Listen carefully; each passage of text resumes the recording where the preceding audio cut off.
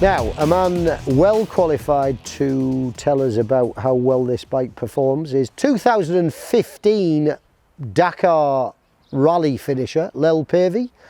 Lel, have we had a pretty good time on this here Yamaha Tenere over the last day and a half? Yeah, it's been utterly brilliant actually. Like super good riding, really like exactly what you want to test a bike like this, and I think the bike is good.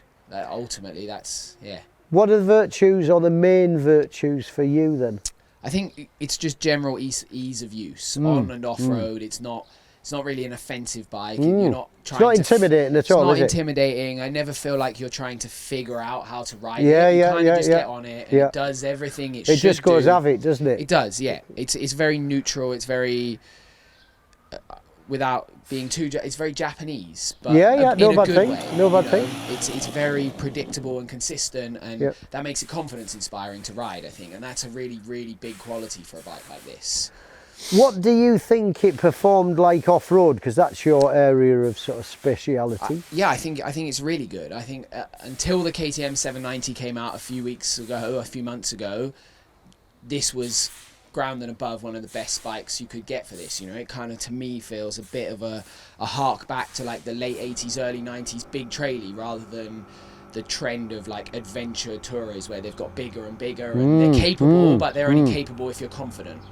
And this feels like you could put most people on this and they'd feel pretty comfortable straight away. Even off-road, you can kind of just exist on it, and it does a really good job of looking after you. You know, we had that a little bit in some of the people we've been riding with, and they're less confident off-road guys, and straight away they weren't scared of the bike in any way. I mean, why is that? Is it because the motor's friendly? Is it because the suspension's good? Is it because it's easy to sort of dominate and control? Or is it just that overall package and everything sort of complementing everything else so well? I think that's the last one. I think it's a really good balance of a bike between a very neutral feeling chassis, a very, very friendly engine. You know, it's a street bike engine, but it feels really easy to ride. It's super linear, it's very gentle, it has lots of torque, so you can kind of get away with being in the wrong gear.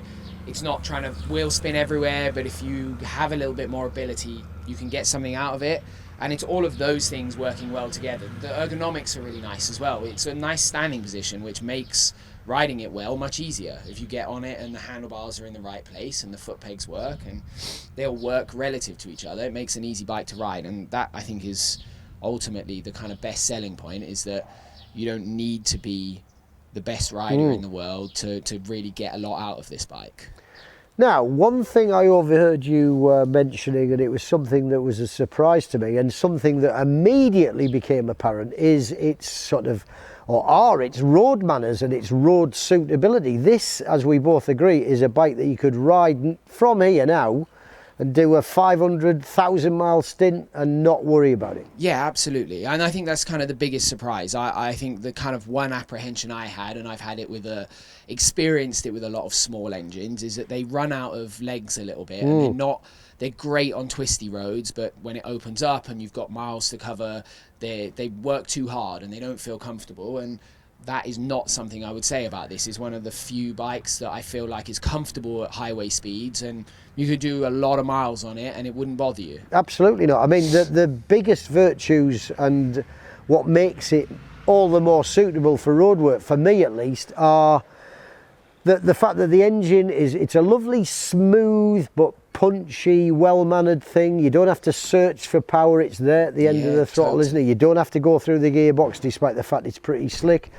I think the fairing protects surprisingly well. You said you're a bit too tall for it. A little bit, but I'm 6'2", so kind of I freak of nature, sir. Yeah, I sit above the bubble on most bikes, and I definitely sit above the bubble on.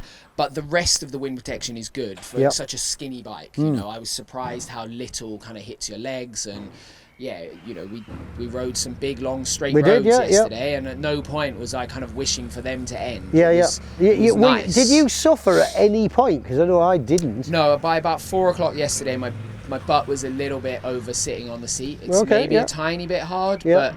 but that's a very personal thing, you Yeah. know, and that's it, literally it, comfort wise. I thought the brakes were very friendly as well. Yep. I mean, on paper, the spec of them is a bit basic, but lots of power. Plenty of From power. big speeds, it was Yeah, easy yeah. to sort of control a serious amount of stopping without too much effort. Totally, and it's a really nice balance between an off-road and an on-road Yeah, yeah. performance for me. Is It that was- a difficult thing for a I think- manufacturer to get I right think then? massively, because Okay. it feels like to me a lot of adventure bikes have got very strong brakes, but the brake doesn't have great feel, and that punishes you off-road. Then Yep. you're always unsure of how much pull is actually working at the front wheel, and this is Yep. the opposite. Yep, You know, it's powerful enough, yep. but you have for me, really good feel on road and off road. When you pull the lever, it feels like you know what the front wheel is doing, and Yep. it comes back to that whole package of that gives you a lot of confidence. Then you're not worried about locking the front wheel. It's been sort of very thoughtfully designed. If you sort of look at it in a bit more detail, you can see things like this adjustable front mudguard. You see the footrests that are, they've got rubber inserts that collapse and allow you to meet with the alloy footrest itself, the toothed alloy footrest when you're off-road. What else did we think was, you get hand guards as standard. You said the mirrors were... Yeah, I think there's lots of little touches, like you say. The mirrors can be adjusted without coming loose. So Yeah. if you hit them on a bush, Yeah. they don't suddenly need doing up. Yeah. And if you stand up and then sit down, just a little push adjusts them back Yeah. to where you want them. Yeah. Little things like the cross brace here for mounting stuff too. Yeah, It's really yeah. nice. Otherwise, you're bolting things to the handlebars. Yeah. That makes a really big difference.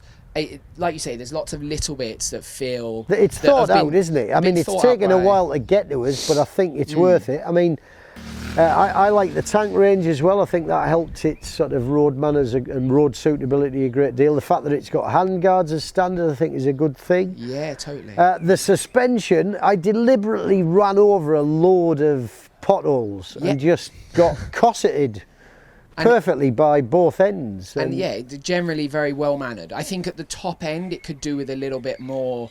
If you're quite a good off-road rider, it could do with a little bit more work. But as Yep. an overall package, Yep. there's very little to moan about. You know, Yep. I think I like that the when you change the settings, things actually happen Yep. as well. You know, it's generally a good. That's a sign of a quality setup, It isn't is, it? yeah. And it's nice to have that adjustability. A lot of adventure bikes don't have that now. They're either electronic or nothing. And if you're not going to have electronic, at least give people the option Yeah. to work with what's there. Now, given that it costs slightly less than £8,400, and it is as good as it is, do you suspect it'll sell and succeed? It's really hard to see why not. It kind of at the moment it's ticking a lot of boxes. I think some people love the electronics of a more expensive bike, but also a lot of people don't care for it, and they're not willing to pay for £3,000 for that. I mean, everybody likes spending less money, though. Everyone don't they? likes spending less money, and I think the other big box for me that is way more important than we remember is that it looks really good. Not bad. It looks I mean, really right, good. Which is the best colour by a mile? The red and white. Yes. Absolutely. Don't you think that looks a bit dour? Well, it looks current Yamaha colours, but it looks nice. Yeah, if but I you- don't know. It's just. But the red for and what- white one punches like it's super pretty. Yeah. Yeah. Without question. So, hit. Yeah, massively. Yes. Yeah. Good. Not perfect, but like pretty close. Yeah. I think we like it. It's good. Yeah. The verdict is a very positive one. Well done, Yamaha.